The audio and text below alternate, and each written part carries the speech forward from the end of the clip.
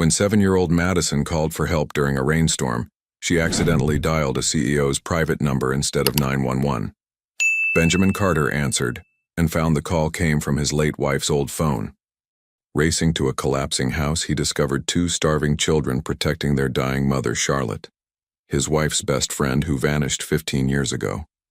This desperate rescue will uncover dangerous secrets and give everyone a second chance at family. Before this story begins, subscribe to the channel and type Amen in the comments. A beautiful piece of good news may come your way very soon. And don't forget to tell us where you're watching from. The rain hammered against the cracked windows of the small house on Riverside Street, each drop a reminder of how fragile their shelter had become. Madison pressed her face against the cold glass, watching the water pour through the holes in their ceiling, creating puddles that spread across the worn wooden floor like dark, expanding bruises. At 7 years old, she had learned to measure disasters by sound. The gentle patter meant they were safe, but this roaring torrent meant trouble. "Bella, don't cry," Madison whispered to her 2-year-old sister, who was wrapped in a purple cloth sling against her chest, exactly as their mother had taught her. The baby's tiny fingers clutched Madison's pink jacket, her blue eyes wide with confusion and fear. "I'll fix everything. I promise." Their mother, Charlotte, lay motionless on the sagging couch, her face pale as moonlight, her breathing shallow and labored. She had been sick for 3 days now, barely able to lift her head, let alone care for her daughters. The fever had taken hold with cruel efficiency, leaving her trapped in a semi-conscious state while her children struggled to survive around her. Madison's stomach growled painfully. The last of their food, stale crackers and a half can of beans, had been ruined when the roof started leaking 2 hours ago. Everything was wet, everything was cold. Everything was falling apart. She had tried to save the crackers, holding them above her head as water dripped onto her face, but it was useless. The rain had claimed everything. "Mama?" Madison called softly, approaching the couch. "Mama, I need help. What do I do?" Charlotte's eyelids fluttered but didn't open. Her lips moved slightly, forming words that never became sound. Madison felt tears burning her eyes but blinked them back furiously. Crying wouldn't help. Crying wouldn't feed Bella or fix the roof or make Mama better. Think, Madison. Think like a big girl. She remembered her mother's lessons about emergencies. "If something bad happens and I can't help you, baby, you call 911, you understand? 911. Charlotte had made her practice on the old cell phone, the one that barely held a charge, the one they kept for absolute emergencies because they couldn't afford a monthly plan. The phone. Where was the phone? Madison found it on the kitchen counter, its screen dark and seemingly dead. She pressed the power button and held her breath. After an agonizing moment, the screen flickered to life, showing 2% battery. Her heart pounded. This was it. Her one chance to save them all. With trembling fingers, she dialed the numbers. 911. But her small fingers, slippery with rainwater and nervous sweat, hit the wrong buttons. She didn't realize her mistake. She didn't know that instead of calling emergency services, she had accidentally dialed a number stored in the phone's ancient memory. A number that hadn't been called in over a decade. A number that once belonged to someone Charlotte had loved and lost. The phone rang once, twice, 3 times. Madison's voice shook as she spoke, her words tumbling out in a desperate rush when someone finally answered. "Daddy? Daddy, please help us. We're in the rain and everything is wet and Mama won't wake up and we don't have any food left. Not even the old crackers, and Bella is crying and I don't know what to do and I'm scared and—" Whoa, slow down. A deep male voice interrupted gently. "Sweetheart, I think you have the wrong number. I'm not your daddy." Madison's heart sank like a stone. Wrong number, she had messed up. She had failed. But I called 911. "No, honey, you called my personal line. Where are you? Where's your mother?" "She's sick. She won't wake up. And our house is breaking from all the rain and—" Madison's voice cracked, and despite her best efforts, tears began streaming down her cheeks, mixing with the rainwater already dampening her face. On the other end of the line, Benjamin Carter stood frozen in his downtown office 43 floors above the city, staring at his phone as if it had transformed into something otherworldly. This number, This specific phone was supposed to be dead. It was his late wife Victoria's emergency phone, the one he'd kept active for years after her death, unable to let go of that final connection. He paid the bill religiously every month, preserving it like a shrine, though no one had called it in 12 years. Until now. "Listen to me very carefully," Benjamin said, his voice taking on an authoritative calm that came from years of commanding boardrooms. "I'm going to help you, okay? But I need you to tell me exactly where you are. What's your address?" Madison rattled off the street name and number, her words interrupted by hiccuping sobs. Benjamin was already moving, grabbing his coat, barking orders at his assistant through the open office door. "Cancel everything, and get my car, now." "Sir, you have the Singapore investors in 20 minutes. I don't care if I have the president in 20 minutes. Get my car." Benjamin raced through the city streets with his driver, his mind spinning with impossible questions. How did a child have Victoria's number? Why now, after all these years?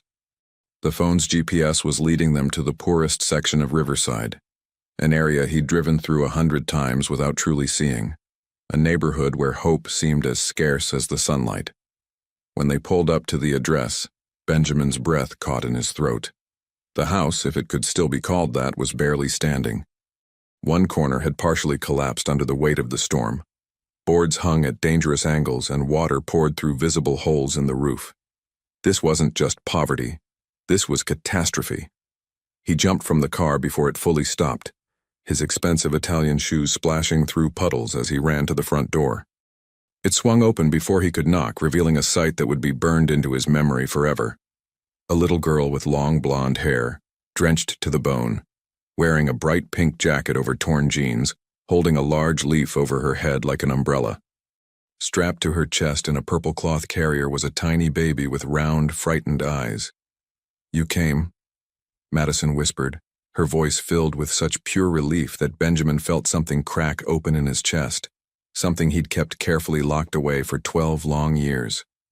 "Of course I came," he said softly, kneeling in the puddle before her so they were eye level. "I promised, didn't I? Now let's get you and your sister somewhere safe and dry. Can you show me where your mother is?" Madison nodded and turned back into the house. Benjamin followed, his heart hammering not from exertion but from a growing sense of dread. Something about this situation felt cosmically wrong, as if he'd stumbled into a story that had been written long before this moment, with invisible ink only now becoming visible. The interior of the house was worse than he'd imagined. Water dripping everywhere, furniture that looked salvaged from dumpsters, walls with visible mold, and a cold that seemed to emanate from the very foundation. This was a place where survival was measured in days, not years. And then he saw her. And then the woman on the couch, pale and shivering, her long blonde hair matted against her fevered face, her features sharp with illness and deprivation. Benjamin felt the world tilt sideways, felt his knees threaten to buckle beneath him. No, it couldn't be. It was impossible. Charlotte. The name escaped his lips as barely a whisper, a prayer and an accusation all at once. The woman's eyes fluttered open, struggled to focus, and then widened with recognition and horror. "Ben? Oh God. Ben, no, you weren't supposed to. This isn't. I never wanted you to. You're alive." Benjamin's voice was hollow, shock rendering him almost mechanical.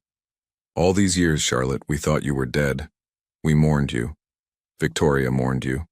She never stopped looking for you, never stopped blaming herself for whatever fight you had. And you were here?" "I can explain." Charlotte tried to sit up but collapsed back, her strength completely depleted. "Mama!" Madison cried out, rushing to her mother's side. Benjamin snapped back to the present crisis, his questions temporarily buried under the more immediate need. "We need to get your mother to a hospital. Now." He pulled out his phone, already dialing his private physician. "Dr. Morrison, Benjamin Carter. I need you at Mercy General immediately. I'm bringing in a critical patient." "No!" Charlotte's voice cut through his words with surprising strength. "No hospitals, no records, please, Ben, I'm begging you. They'll find us. They'll take my girls. I'd rather die than let them." Who will find you?" Benjamin demanded. but Charlotte had already slipped back into semi-consciousness, her warning hanging in the air like smoke. Madison pulled on Benjamin's expensive coat sleeve. "Mister, is my mama going to die?" Benjamin looked down at the 7-year-old girl, at her brave face trying so hard not to crumble, at the baby sister she protected with such fierce devotion, and he made a decision that would alter the course of all their lives. "No, sweetheart, I won't let that happen. I'm going to take care of all of you now, but I need you to trust me, okay? Even when things seem scary, even when you don't understand what's happening, I need you to trust that I'm doing the right thing. Can you do that?" Madison studied his face with an intensity that seemed far too old for her years, as if she'd learned to read people as a survival skill. Whatever she saw there must have satisfied her because she nodded slowly. "Okay, I trust you. What's your name?" "Benjamin, but you can call me Ben." "Okay, Mr. Ben. I trust you."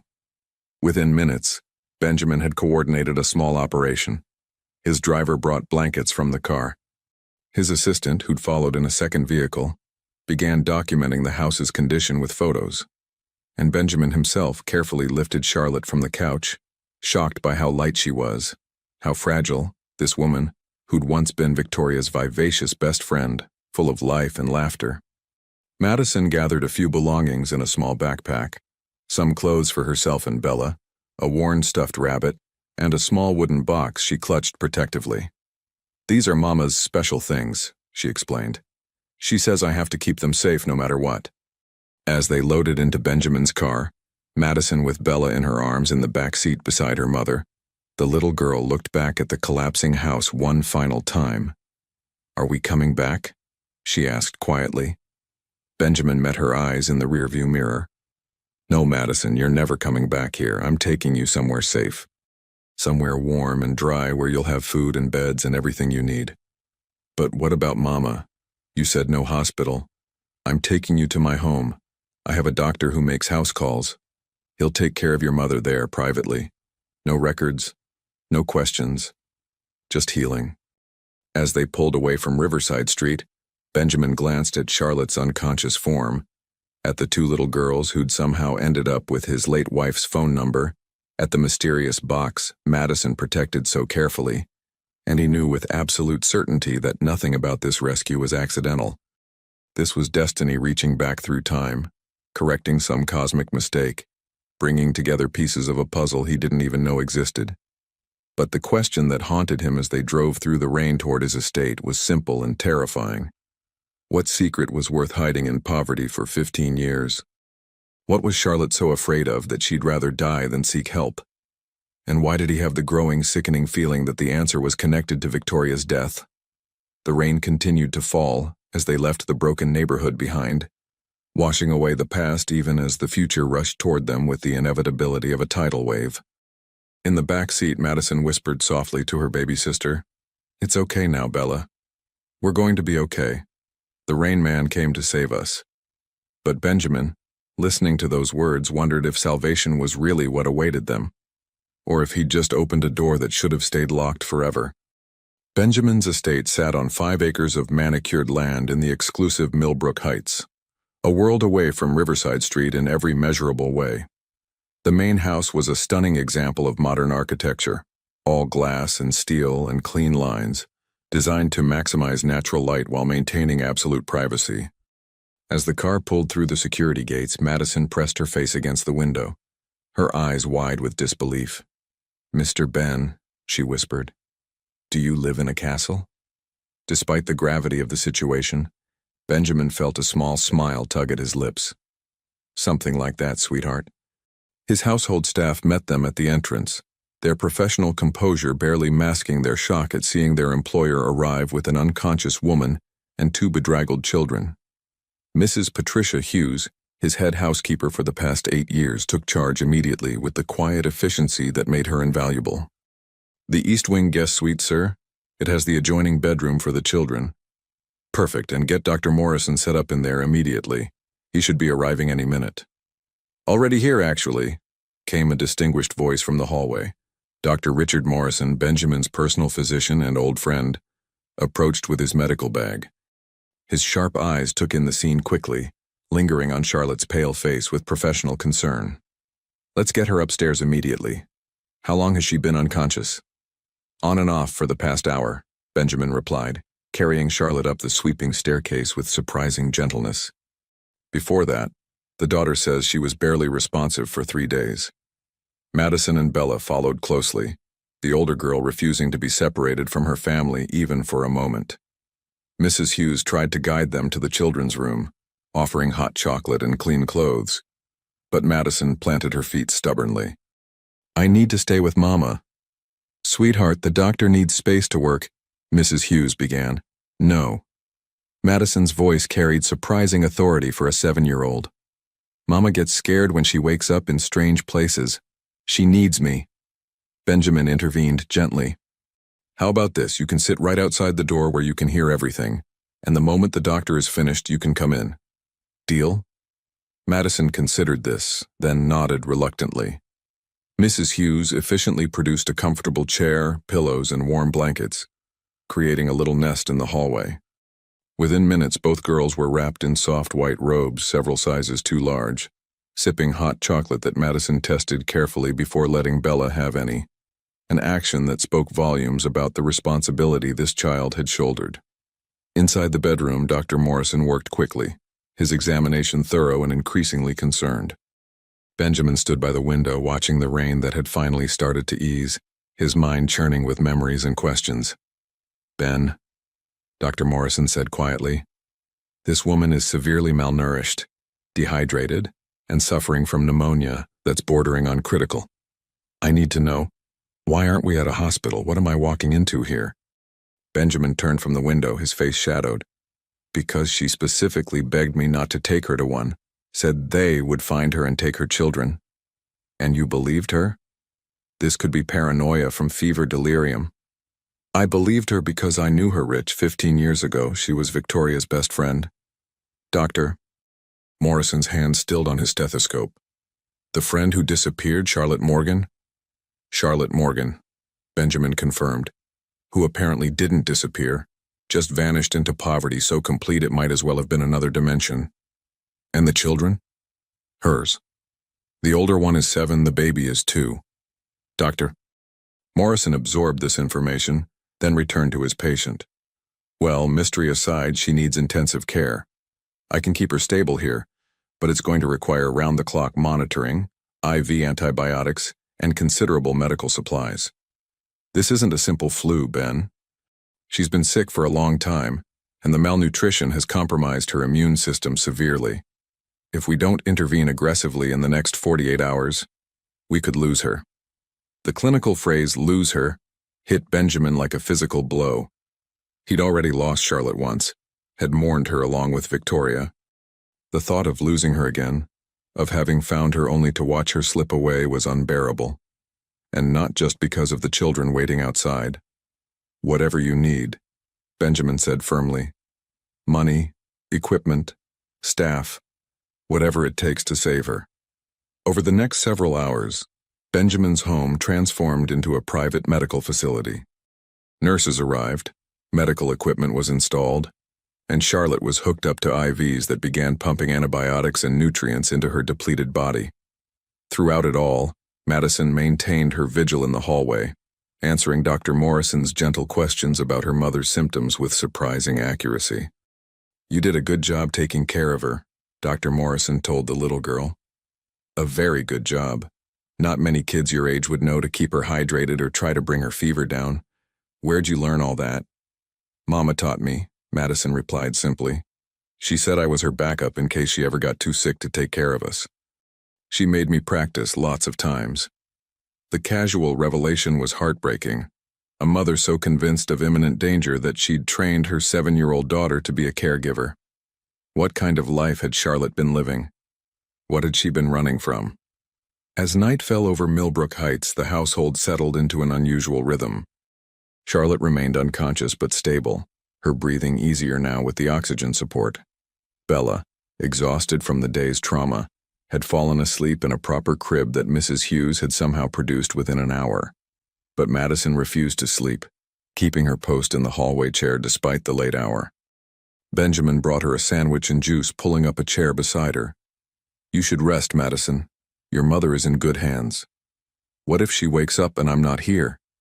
Madison's voice was small, tired, but stubborn. "What if she thinks we left her?" "I'll sit with her," Benjamin offered. "And if she so much as moves, I'll come get you immediately. Scout's honor." Madison studied him with those two old eyes. "You promise? You won't lie?" "I promise. And I never break my promises." "Mama says that too. But then sometimes she has to break them anyway because life is hard." Madison took a bite of her sandwich, chewing thoughtfully. "Are you really rich, like in the movies?" Benjamin couldn't help but smile at the direct question. "I suppose I am, yes." "Then why did you come help us? Rich people don't usually help people like us." "Mama said they pretend we're invisible." The observation cut deep, all the more painful because it was largely true. How many times had Benjamin driven past poverty, had written checks to charities to assuage his conscience without actually seeing the faces of those suffering? If not for that impossible phone call, he would have remained willfully blind. "Your mama knew my wife," Benjamin said carefully. "A long time ago they were very close, best friends. And then your mama went away, and my wife was very sad about that. She never stopped missing her. She never stopped wondering what happened. Is your wife here? Will she be happy to see Mama again?" Benjamin felt his throat tighten. "My wife died, Madison, 12 years ago." "Oh." Madison was quiet for a moment. "I'm sorry. Dying is very sad. I hope my mama doesn't die." "She won't," Benjamin said with more confidence than he felt. "Dr. Morrison is the best. He'll make her better. And then what? After she's better, what happens to us?" It was a question Benjamin had been avoiding, but the child's directness demanded honesty. "I don't know yet, but I promise you this. You'll be safe. You'll have food and clothes and a warm place to sleep. No more rain coming through the roof. No more being cold or hungry. That part of your life is over." "But why?" Madison's voice cracked slightly. "Why would you do all that for people you don't even know?" Benjamin reached out slowly, giving Madison time to pull away if she wanted, and gently brushed a strand of blonde hair from her face.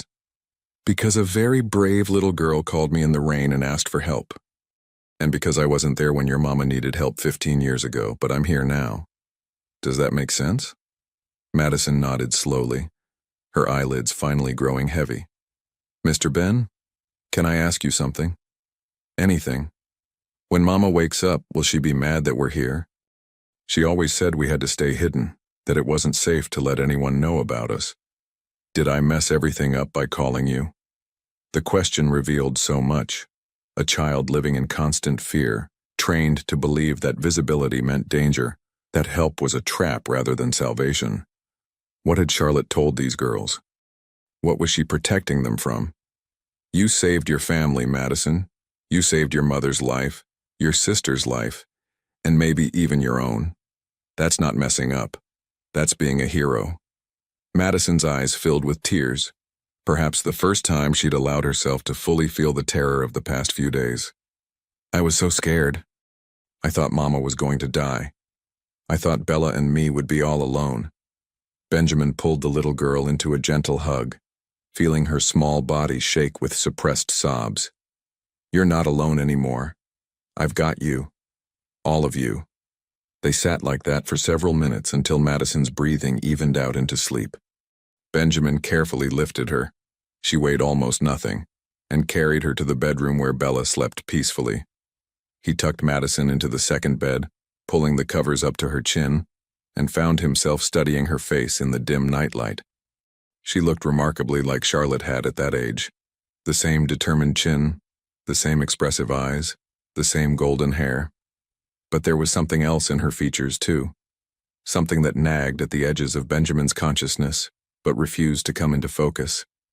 Returning to Charlotte's room, Benjamin relieved the night nurse for a moment of privacy.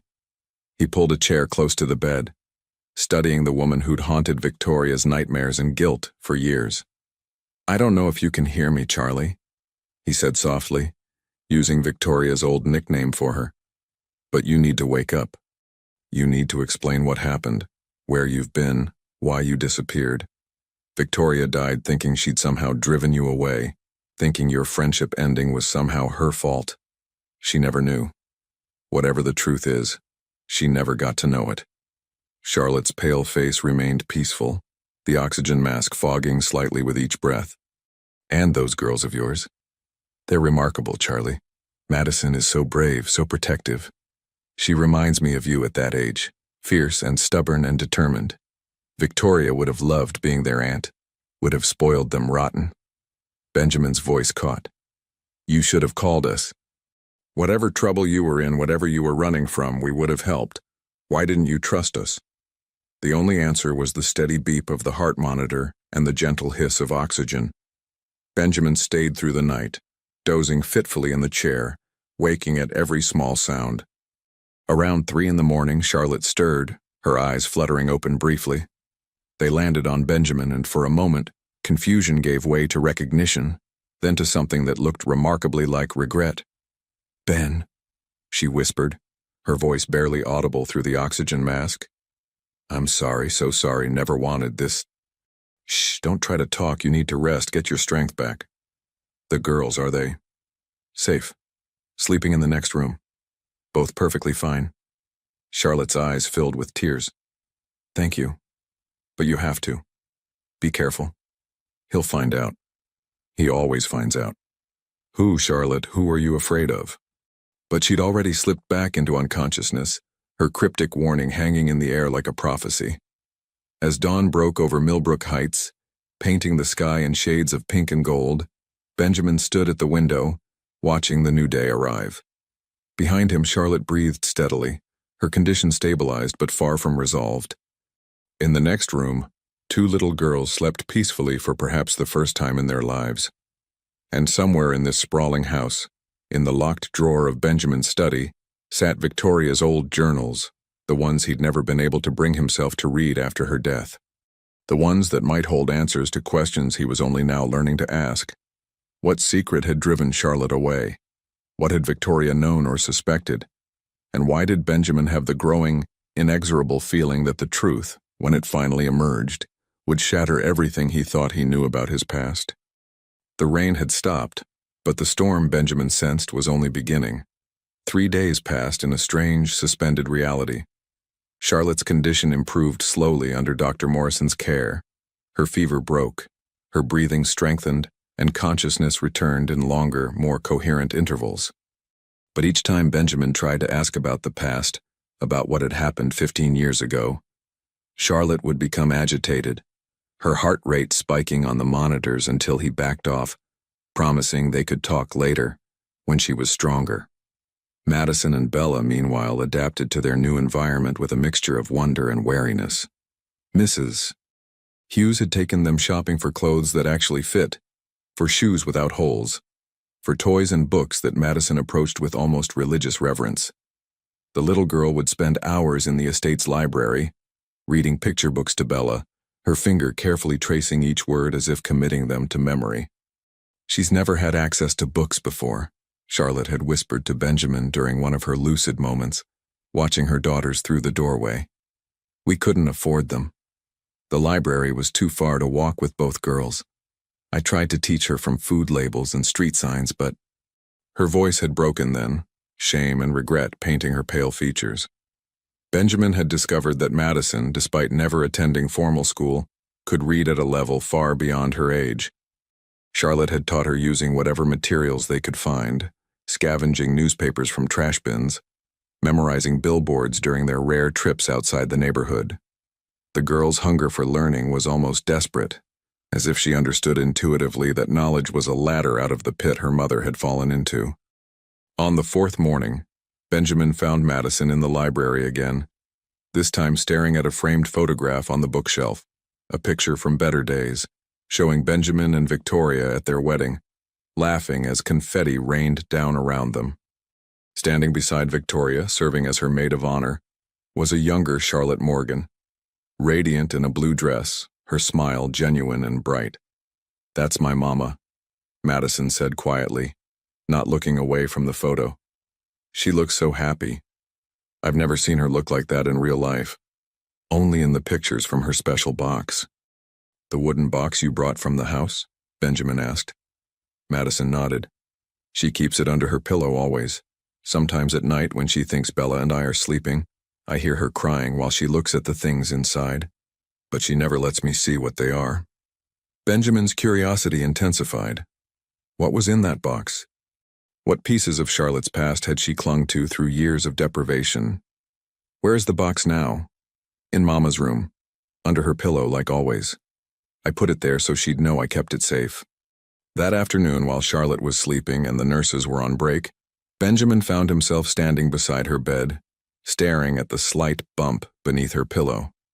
It would be so easy to look, to satisfy his burning questions about what had happened to fracture their friend group so completely. But he didn't. Some boundary of privacy and respect held him back, even as his fingers itched to reach under that pillow. Charlotte's secrets were hers to reveal, on her own terms, when she was ready. The decision not to invade her privacy was rewarded later that evening when Charlotte, finally strong enough to sit up with pillows supporting her, asked to speak with him privately. "The girls?" she asked first, as she always did. "Bella is taking a bath with Mrs. Hughes. Madison is teaching herself chess from a book she found. She's already beaten the computer on easy mode twice." A ghost of a smile crossed Charlotte's face. "She's so smart, Ben, smarter than I ever was. She deserves better than what I've given her. They both do. Then tell me how to help you. Tell me what you're running from so I can protect you all." Charlotte's smile faded. She was quiet for so long that Benjamin thought she might refuse again, might retreat back into her protective silence. But finally she spoke, her voice barely above a whisper. "Do you remember Jason Whitmore?" The name hit Benjamin like a punch to the gut. Jason Whitmore, venture capitalist, old family money, smooth smile and cold eyes. He and Benjamin had moved in the same social circles 15 years ago, had competed for deals and influence. Benjamin had never liked the man, had sensed something predatory beneath the polished exterior. But there had been no proof, nothing concrete to justify his instincts. "I remember," Benjamin said carefully. "What does he have to do with you?" "Everything." Charlotte's hands twisted the blanket nervously. "He has everything to do with why I disappeared, why I've been hiding, why I'd rather die in that collapsing house than risk being found." She took a shaky breath and continued, her words tumbling out as if a dam had finally burst. 15 years ago, Jason pursued me relentlessly. He was charming at first, attentive, generous. I was flattered, I was stupid. By the time I realized what he really was, controlling, possessive, dangerous, I was already trapped. He was abusive? Benjamin's voice was hard. Worse than that. He was calculating. He never left marks where people could see them. He isolated me from friends gradually, so subtly that I didn't realize it until Victoria and I had that terrible fight. Jason had orchestrated it, had manipulated both of us. Victoria died never knowing he'd twisted her words, had lied to both of us to drive us apart. Benjamin felt sick. Victoria had been tormented by that fight, had blamed herself for whatever she'd said that drove Charlotte away. To know it had been manipulation. "I tried to leave him multiple times," Charlotte continued, her voice strengthening. "But he had connections, police, judges, social workers. He threatened to have me declared mentally unfit, institutionalized. I believed him. I'd seen his power. So I stayed, planning my escape carefully. One night, 7.5 years ago, when Jason was away on business, I finally ran. I took nothing but the clothes on my back and what little cash I'd hidden. I changed my name, dyed my hair, moved to Riverside, the last place anyone with money would look. I found cash work cleaning houses, never staying anywhere long." Charlotte's hands twisted the blanket. "I was free, Ben. Terrified, but free. I thought I'd escaped. Then, 6 months after I ran, I discovered I was pregnant. Jason's child. I was horrified at first, but Madison..." Her voice softened. "Madison saved me, gave me purpose. I didn't register her birth officially, no social security number, no hospital records. She doesn't legally exist. It was the only way to keep her safe from him. The implications were staggering. And Bella? Charlotte's face clouded with fresh pain. 2 years ago, I thought I was safe. I thought enough time had passed that Jason had moved on. I met someone, a good man, kind, who didn't ask too many questions about my past. We were together for 6 months, but I was careless. I let my guard down, and somehow Jason found out. He came after you? Worse. He killed Mark, the man I'd been seeing. Made it look like an accident, but I knew. The message was clear. Then he vanished again, like a ghost, leaving me to figure out I was pregnant with Mark's baby. I've been moving within Riverside ever since, never staying in one place more than a few months, always looking over my shoulder. Benjamin processed this horror story, his mind racing with rage and disbelief. Charlotte, if what you're saying is true, we need to go to the police. Get protection. No! Charlotte grabbed his arm with surprising strength. You don't understand. Jason isn't just rich, he's connected. He has half the police force on his payroll. The last time I tried to get help 15 years ago, the officer I spoke to called Jason directly. I barely escaped. Since then, he's only gotten more powerful. He's untouchable, Ben. Completely untouchable. No one is untouchable. There are laws, protections for people in your situation. Laws are for people who have identities, Ben. I don't legally exist, my daughters don't exist, we're ghosts, and if Jason ever finds out about them... Charlotte's voice broke completely. He'll take them. He'll take my girls and I'll never see them again, or worse, I can't even say it. I can't let that happen. I'd rather die. I'd rather they think I'm dead than risk him finding them. The desperation in her voice was palpable, the fear real and deep. Benjamin sat back, trying to think through the impossible situation. Why did you keep Victoria's old emergency phone? That's how Madison reached me. She dialed what she thought was 911, but actually called that number. Charlotte closed her eyes. I found it after Victoria died. At her funeral, I was there, Ben, hiding in the back wearing a disguise. I needed to say goodbye, even if from a distance. Afterward, I went to our old meeting spot in the park, and I found a package she'd left there. Inside was her emergency phone and a letter. She wrote that if I ever needed help, to call that number. She'd kept it active for me, hoping I'd reach out someday, but I never did. I was too afraid. And now she's gone, and I never got to tell her. I never got to apologize or explain or... The grief and regret were overwhelming. Benjamin found himself grieving anew for Victoria, imagining her keeping that phone line active year after year, hoping her lost friend would call, never losing faith even when everyone else had given up. But I kept the phone charged, Charlotte whispered. It was my connection to her, to the life I'd lost. I told Madison if there was ever an emergency when I couldn't help, to dial 911 on that phone. I never dreamed she'd actually have to use it. I never imagined it would lead her to you. Maybe Victoria knew, Benjamin said softly.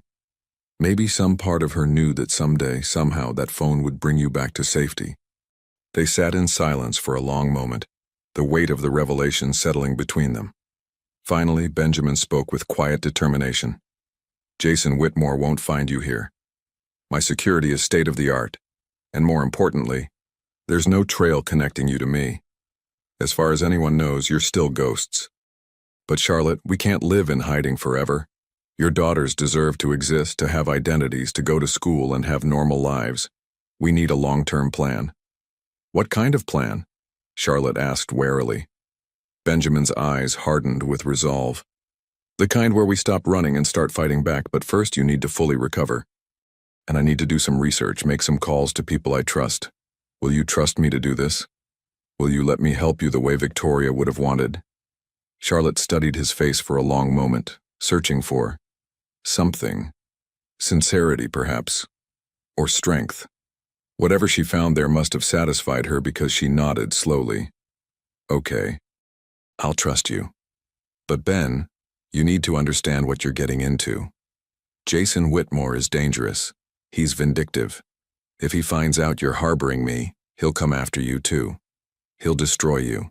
Your company, your reputation, everything. Let him try, Benjamin said grimly. I've built my empire on legitimate means.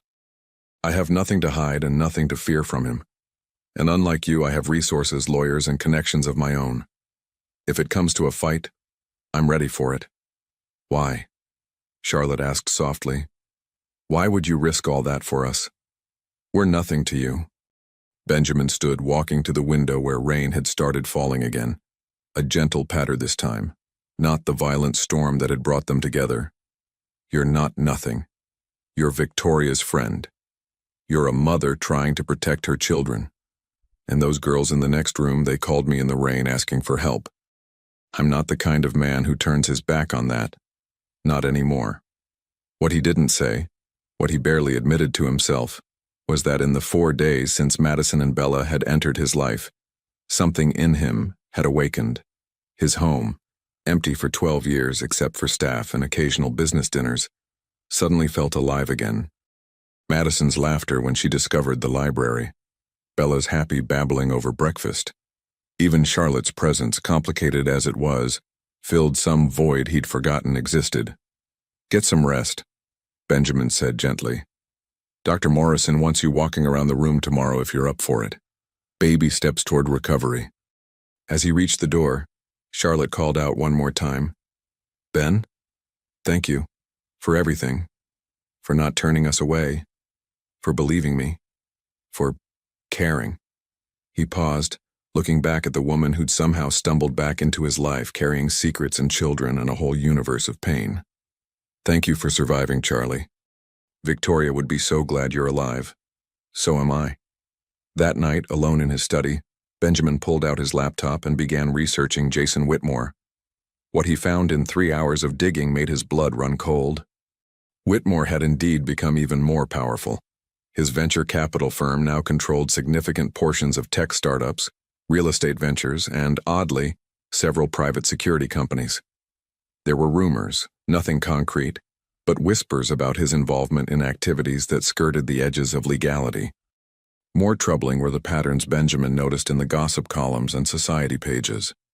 Over the past 15 years, at least 3 women who'd been romantically linked to Whitmore had disappeared. Not dramatically, just faded from public view. None had filed complaints. None had made accusations. They simply ceased to exist in the social circles they'd once inhabited, just like Charlotte had. Benjamin sat back, his mind churning with dark possibilities. How many women had Whitmore terrorized into silence? How many lives had he destroyed with his combination of wealth, connections, and calculated cruelty? A knock on the study door interrupted his thoughts. Mrs. Hughes peered in apologetically. I'm sorry to disturb you, sir, but Madison is asking for you. She woke from a nightmare and won't settle unless she confirms you're still here. Benjamin followed her to the girls' room where Madison sat up in bed, clutching the worn stuffed rabbit, her face streaked with tears. Bella, miraculously, still slept soundly in the crib. Mr. Ben, Madison whispered, I dreamed the bad man found us and you sent us away. Benjamin sat on the edge of her bed, his heart aching at the fear in her voice. I will never send you away, Madison. You and Bella and your mama are safe here. I promise you that. But what if the bad man comes? Mama says he always finds us eventually. Then I'll deal with him, and Madison, listen to me. You don't have to be afraid anymore. You don't have to protect everyone by yourself. That's my job now. You're just a kid.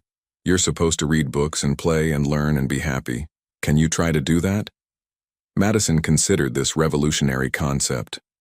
I don't know how to just be a kid. I've always had to be careful, had to watch out for Bella, had to make sure Mama was okay. Then I'll teach you, Benjamin said gently. Starting tomorrow, we're going to start teaching you how to be 7 years old instead of 27. Deal? A small, tentative smile crossed Madison's face. Deal. Can I ask you something, Mr. Ben? Always. If you're not our daddy, and Mama says our real daddy is gone forever, can you maybe be like a daddy? Just pretend? The question hit Benjamin with unexpected force. In the days since the rain call, he hadn't let himself think too deeply about what role he was playing in these girls' lives. Rescuer, protector, provider. But father? That was something else entirely, something permanent. Something that came with responsibilities that terrified him. But looking at Madison's hopeful face, at the vulnerability she rarely let show, Benjamin found himself nodding. I'd be honored to be like a daddy to you and Bella, if that's what you want, and if your mama is okay with it. She will be, Madison said with surprising confidence. I heard her telling the doctor that you're a good man. Mama doesn't say that about anybody. Usually, she says men are dangerous. Most men aren't dangerous, Benjamin corrected gently. But the ones who are can be very dangerous indeed. Your mama learned that the hard way. But she's safe now. You all are. Madison lay back down, apparently satisfied. Mr. Ben, will you read me a story? Mama used to make them up, but she's too sick still. Benjamin selected a book from the shelf, a beautifully illustrated fairy tale about a princess who saved herself, and read until Madison's breathing evened into sleep. As he quietly left the room, he caught sight of Charlotte standing in her doorway, supported by a walker, watching him with an expression he couldn't quite decipher. You're good with her, Charlotte said softly. Natural. She's an easy kid to be good to, Benjamin replied. Brilliant, brave, and kind despite everything she's been through. You raised her well, Charlotte. I raised her scared, Charlotte countered sadly. I taught her to hide, to be afraid, to trust no one. That's not parenting. That's survival training. It kept her alive. It kept both of them alive. That's more than many parents manage in far easier circumstances. They stood there in the quiet hallway, two people bound together by tragedy and happenstance, by a dead woman's love and a child's desperate phone call in the rain. Tomorrow, Benjamin said, we start planning your future instead of just surviving your past. Dr. Morrison says you're strong enough now for real conversations. So tomorrow we figure out how to make you and the girls legally exist again, how to protect you permanently, and how to make sure Jason Whitmore never casts a shadow over your life again. Agreed? Charlotte nodded, tears glistening in her eyes. Agreed. And Ben? Thank you for reading to Madison. She needs that normalcy, needs to feel like a regular kid. I'm glad you're here to give her that. As Benjamin returned to his study, he couldn't shake the feeling that everything was about to change. The past 4 days had been about immediate crisis management, saving Charlotte's life, stabilizing the situation, providing basic safety and comfort. But tomorrow would be about something much bigger, dismantling Jason Whitmore's power over them and building a future none of them had dared to imagine. The rain had brought them together. Now it was time to see if they could weather the storm that was surely coming. In her room, Charlotte pulled out the small wooden box from under her pillow, her fingers tracing its worn edges. Inside were treasures from another life. Victoria's letter, a few photographs, and something else, something she hadn't shown Benjamin yet. Something that would change everything when she finally found the courage to reveal it. But not tonight. Tonight, for the first time in 15 years, Charlotte Morgan fell asleep feeling something she'd forgotten existed. Hope. 2 weeks passed in a rhythm that felt almost surreal. Charlotte grew stronger each day, graduating from walker to cane to finally walking unassisted. Color returned to her cheeks, and the haunted look in her eyes gradually softened, though it never fully disappeared. Madison and Bella blossomed in ways that broke and healed hearts simultaneously. Mrs. Hughes had taken them under her wing, teaching Madison to bake and reading endless books to Bella. The younger child's vocabulary exploded. She went from 10 words to full sentences, her personality emerging like a flower given sunlight. Benjamin had hired a tutor to assess Madison's education level. Professor Janet Collins emerged from their first session looking stunned. Mr. Carter, that child reads at 10th grade level. Her mathematical reasoning is extraordinary. She taught herself basic algebra from your library, in 3 days. I've taught gifted children for 20 years, and I've never encountered a mind quite like hers. The assessment filled Benjamin with both pride and rage. Pride at Madison's resilience, rage at the years stolen by one man's cruelty. His investigation into Whitmore had expanded with attorney Marcus Stevenson and investigator Sarah Chen. What they'd uncovered was damning, a pattern spanning 2 decades, multiple disappeared women and financial irregularities suggesting fraud. The financial crimes we can prove, Marcus explained. The abuse is harder without testimony. Charlotte won't testify, Benjamin said firmly. There has to be another way. There might be, Sarah said. I've identified 6 women involved with Whitmore. 3 are unreachable, but 3 are accessible. If even one talks, combined with background information from Charlotte, we might build a case. It was during the 3rd week that the first breakthrough came, and the first complication. Sir, there's someone at the gate. Mrs. Hughes announced urgently. A woman asking for Charlotte by name. Charlotte's face paled.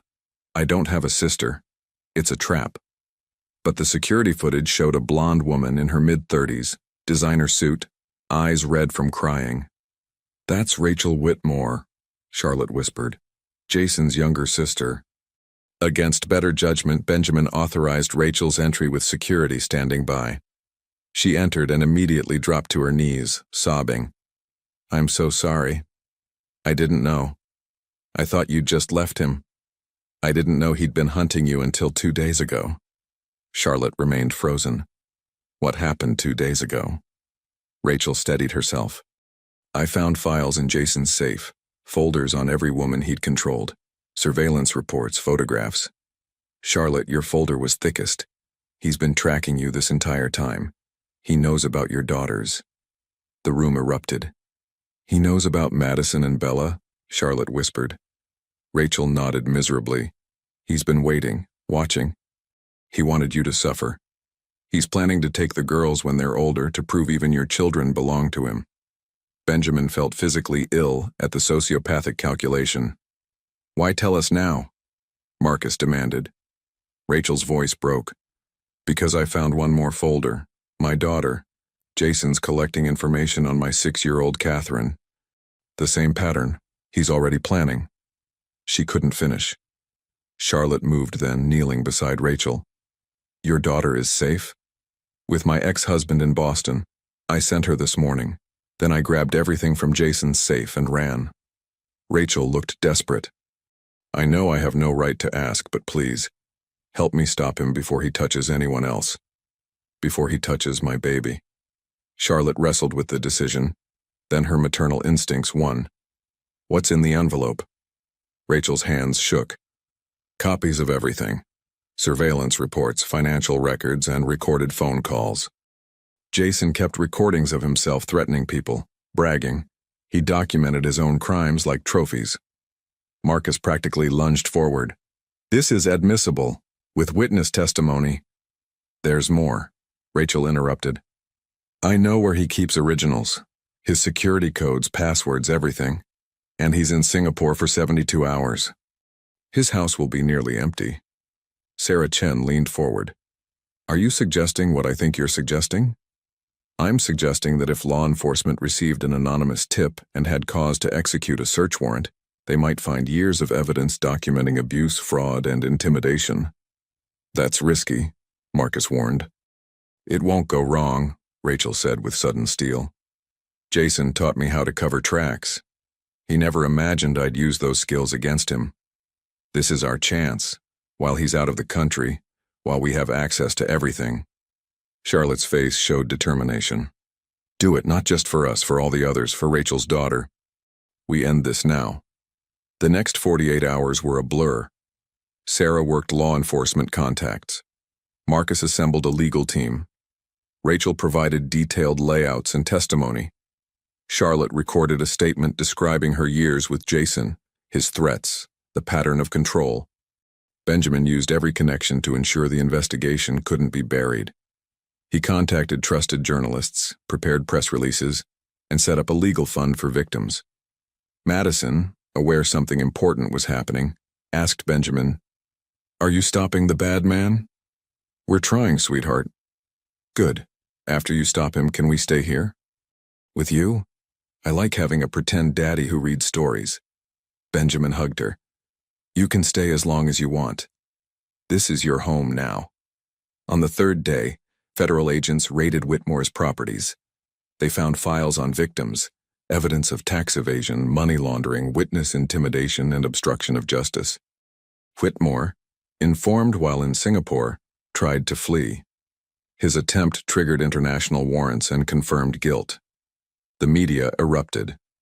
Within hours, major outlets ran stories about the venture capitalist whose empire was built on cruelty. Rachel's testimony, with Charlotte's identity protected, provided devastating accounts. By the fourth day, Jason Whitmore was in custody, assets frozen, life in ruins. Benjamin gathered everyone that evening. "It's over," Marcus announced. "Whitmore's denied bail. The prosecutor is confident. He's looking at minimum 15 years. Charlotte sat very still. "He can't come after us?" "His network is being dismantled," Sarah assured her. "With this publicity, any retaliation would be scrutinized. You're safe, Charlotte. For the first time in 15 years, you're actually safe." The words took a moment to penetrate. Then Charlotte collapsed in sobs, 15 years of tension finally releasing. Benjamin found Madison reading to Bella later. "Mr. Ben, is the bad man gone?" "The bad man is gone. Your mama doesn't have to be scared anymore." Madison processed this seriously. "Does that mean I can go to real school?" "It means you can do anything you want, Madison. Then I want to stay here and learn things and have a pretend daddy and help mama be happy again. Is that okay?" "That's perfect," Benjamin said, emotion tightening his throat. That night, Benjamin found Charlotte staring at Victoria's photograph. "I never got to tell her I was sorry," Charlotte said softly. "She died thinking I'd abandoned our friendship. Victoria knew you loved her. That's why she kept that phone active. In a way, she saved you even after she was gone." Charlotte smiled through tears. "She brought us to you." They stood in comfortable silence. "Ben," Charlotte said eventually, "I need to tell you something." She pulled a photograph from her pocket, Victoria and Charlotte together, Victoria's hand on Charlotte's pregnant belly. "This was taken a week before I disappeared. Victoria knew I was pregnant, knew about Jason, knew I was planning to run. She wanted to help, but I refused. I didn't want her in danger." Benjamin studied it, seeing Victoria's protectiveness. "Madison isn't just my daughter. Victoria was going to be her godmother. We had it planned. Aunt Vicky, teaching Madison everything. When Madison called you saying, 'Daddy,' maybe it wasn't really an accident. Maybe Victoria found a way to give her the protection we'd planned, just 15 years late." The revelation shifted Benjamin's understanding of his role. He was fulfilling Victoria's promise. "Does Madison know about Victoria?" "I'll tell her when she's older. Right now she knows you're her pretend daddy who came in the rain. That's enough." "And what about you? What happens now?" Charlotte turned to face him. "I start over, really start over. Legal documentation, proper identity, find work, give my daughters the life they deserve." "You could stay here," Benjamin offered. "Permanently. This house needs a family. Ben, I can't just move into your life and expect you to support us forever. These past 3 weeks have been the first time this house felt like a home since Victoria died." Madison's laughter, Bella's giggles, even you healing. "It's made me realize I've been existing, not living. If you're willing, I'd like to do this properly. As a family." Charlotte's eyes filled with tears. "You barely know us. I know Madison is brilliant and brave. Bella lights up every room. You survived 15 years of hell, still capable of love. That's enough. What about when the novelty wears off?" Benjamin stepped closer. "Then I'll still be here. I'm not offering to be pretend anything. I'm offering to be real, really here, really committed, really part of your lives if you'll have me." The moment stretched. Finally, Charlotte nodded. "We'll stay. But I contribute. I won't be dependent. And if this stops working, you tell me. No guilt. Agreed?" "Agreed," Benjamin said, though he couldn't imagine wanting them to leave. 3 months later, Benjamin watched through a window as Madison participated in her first day of actual school. Professor Collins had helped navigate creating legal documentation, birth certificates, social security numbers, medical records. Marcus had guided them through every step. Madison, enrolled as a 3rd grader despite never attending school, was thriving. Benjamin watched her solve problems that stumped older students, read with confidence, and cautiously begin making friends. "She's extraordinary," Principal Anderson said. "In 30 years, I've never seen a child adapt so quickly." "She's been through a lot," Benjamin said quietly. which makes her resilience remarkable. She must have had excellent support. Benjamin thought about Charlotte's strength. She has an incredible mother and a dedicated father.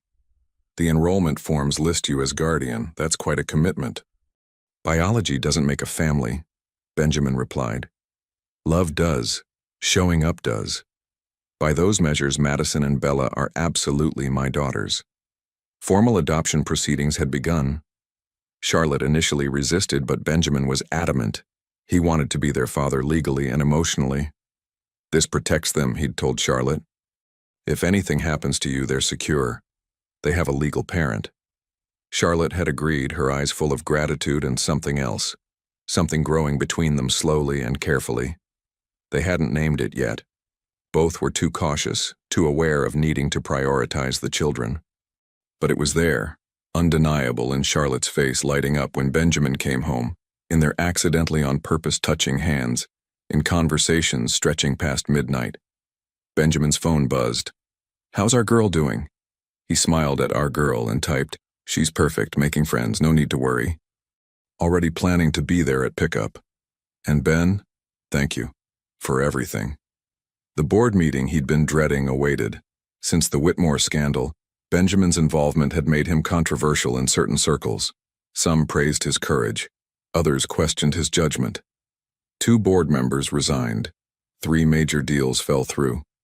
His company's stock took a temporary hit. Benjamin didn't care. Not even a little. He'd gladly sacrifice every deal if it meant Madison could go to school safely, Bella could grow up without fear, and Charlotte could breathe freely. The meeting was contentious. 3 hours of discussion about whether Benjamin's personal life had become a liability. Finally, Benjamin had enough. Gentlemen, he stood, commanding attention.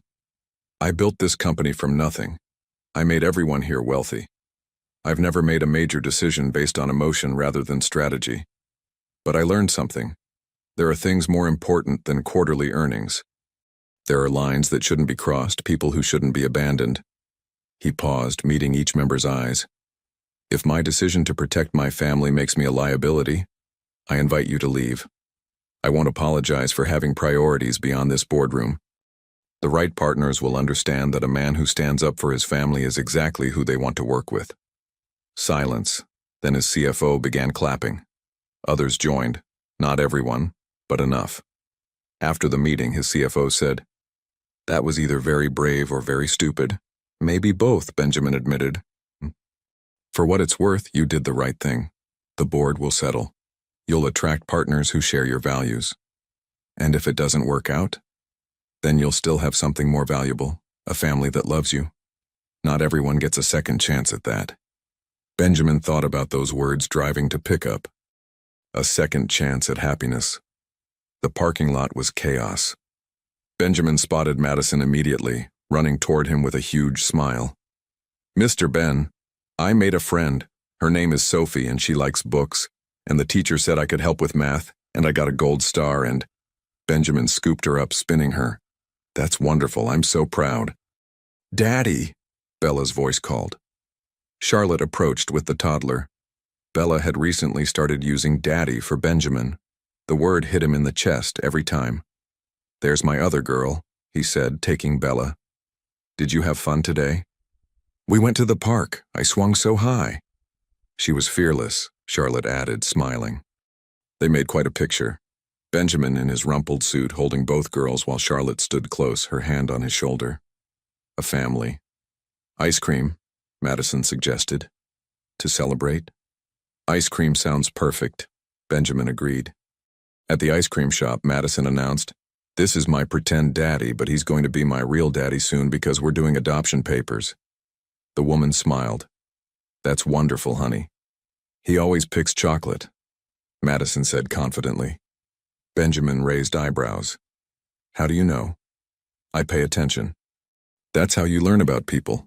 You watch and remember. Mama taught me that. It spoke volumes about how Madison learned to survive, by reading people, noticing patterns, staying alert. That evening, after the girls were in bed, Benjamin and Charlotte sat on the patio watching sunset. I got an offer today, Charlotte said quietly, for a job. Benjamin tried ignoring worry. That's great, what kind? Rachel wants me to work with her. She's starting a foundation, support services for abuse survivors, legal advocacy, resource coordination. She wants me to help run it, to use my experience to help others. Rachel had become an unexpected ally, testifying at Whitmore's trial and committing her wealth to making amends. That sounds meaningful, Benjamin said carefully. How do you feel? Terrified, but also excited. I've spent 15 years hiding, surviving, taking all that pain and turning it into something good. It's appealing and scary. The foundation will be based here in the city, Charlotte continued. Rachel's setting up the main office downtown. It means I'd be working full-time, but still close to home, close to you and the girls. Charlotte's eyes filled with tears. You'd uproot your life for us? I'd do it for you. Because somewhere in these months you stopped being Victoria's friend I was helping and became someone essential. Someone I can't imagine my life without. Ben, I'm not asking you to feel the same way. I know trust doesn't come easy, but I need you to know, when I think about my future, you're in it. You and Madison and Bella. For a long moment, Charlotte stared at him. Then, slowly, she leaned forward and kissed him. Gentle, tentative, but unmistakably real. When they pulled apart, both were breathless. I thought you'd never. Charlotte started. I wasn't sure if you'd want. Benjamin said simultaneously. They laughed, tension breaking. So what happens now? Charlotte asked carefully. Now we figure this out, together. Take it slow, see how things develop. Tell the girls the pretend part is becoming real. Whatever happens, we do it honestly. As a family, Charlotte amended. As a family, Benjamin agreed. They sat under stars, hands intertwined, talking until night grew cold. As they said goodnight at bedroom doors, still maintaining separate spaces, Benjamin felt certainty settle over him. This was his second chance, not at replacing Victoria, but building something new and equally precious. The rain had brought them together. Now it was time to see what they could build in sunshine. 6 months later, Benjamin stood in a courthouse in Millbrook County, Madison and Bella in matching blue dresses, Charlotte radiant in cream. Today was adoption day. Judge Patricia Reynolds reviewed paperwork carefully, asking about living arrangements and the children's welfare. Do you want Mr. Carter to adopt you? The judge asked Madison. Yes, ma'am. Madison replied clearly. He's already my daddy in all the important ways. This just makes it official. What are the important ways? Madison considered seriously. He keeps us safe. He helps with homework. He reads stories even when tired. He listens when I'm worried. He makes Bella laugh. He makes Mama smile. He's patient and kind and keeps promises. Those are the important daddy ways. There wasn't a dry eye in the courtroom. I agree, young lady. And you, Miss Bella? Bella nodded enthusiastically from Charlotte's lap. He's already my daddy. Today we make it extra official. The judge laughed. Well then, it's settled. I'm pleased to grant this adoption. She signed with flourish. Congratulations. You are now legally the father of Madison and Bella Morgan Carter. The hyphenated name had been Charlotte's idea, honoring both biological heritage and new family. After the hearing, they took photographs, official ones and personal ones, with everyone laughing. Rachel joined them, having flown in specifically for this. Who would have thought, Rachel said privately to Benjamin, that my brother's cruelty would lead to something so beautiful? How are you doing? Benjamin asked. Better. Therapy helps. Knowing Jason is in prison helps. Watching Catherine grow up safe helps most. And the foundation work gives meaning to the nightmare. The foundation is doing incredible work, Benjamin said. Charlotte had become their public face, helping survivors understand they weren't alone. She's remarkable, Rachel said, watching Charlotte laugh. I don't know how she survived and came out still capable of kindness. She is broken in places, Benjamin said quietly. Nightmares, flinching at loud noises, checking locks obsessively. But she's healing. She's teaching me that healing isn't becoming who you were before. It's becoming someone new who incorporates both pain and strength. Later, at their home in Millbrook Heights, Benjamin's mother Eleanor hosted celebration dinner. Eleanor had been skeptical initially. Single woman, 2 children, complicated history. But meeting them changed everything. "That Madison is brilliant," Eleanor declared, 7 years old discussing philosophy. "She keeps us on our toes," Benjamin agreed. "And Bella is pure joy." Eleanor studied her son. "You look truly happy, Benjamin. I haven't seen you like this since before Victoria." "I am happy, Mom.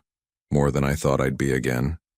After dinner, while Eleanor entertained the girls, Benjamin and Charlotte found themselves alone doing dishes. "Your mom is wonderful," Charlotte said. "She loves the girls. You should hear her bragging about her new granddaughters." Charlotte's eyes misted. "I never thought.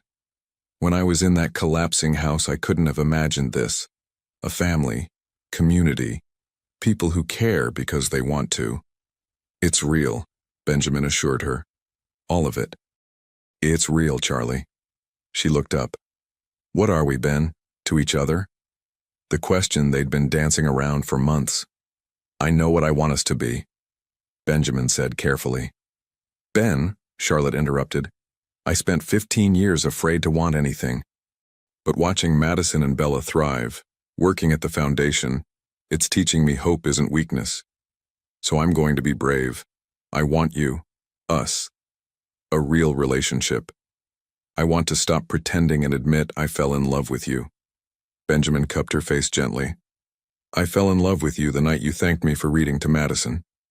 I realized you were trusting me with your treasures. I've been in love for months. I was just waiting for you to be ready." This kiss was different. Certain, passionate, full of promise. "So what now?" Charlotte asked. "Whatever we want," Benjamin replied. "That's the beautiful thing about second chances. But I have a suggestion." He pulled out a small box containing 2 keys on a house-shaped keychain. "Keys to the Millbrook house. I had it transferred into joint ownership, yours, mine, and a trust for the girls. It's not a proposal yet, but it's a statement. This is your home. You belong there." Charlotte took the keys with shaking hands, understanding the significance. Not just property, permanence, commitment. "Thank you for everything. For coming when Madison called. For protecting us. For loving my daughters. For loving me. Thank you for trusting me.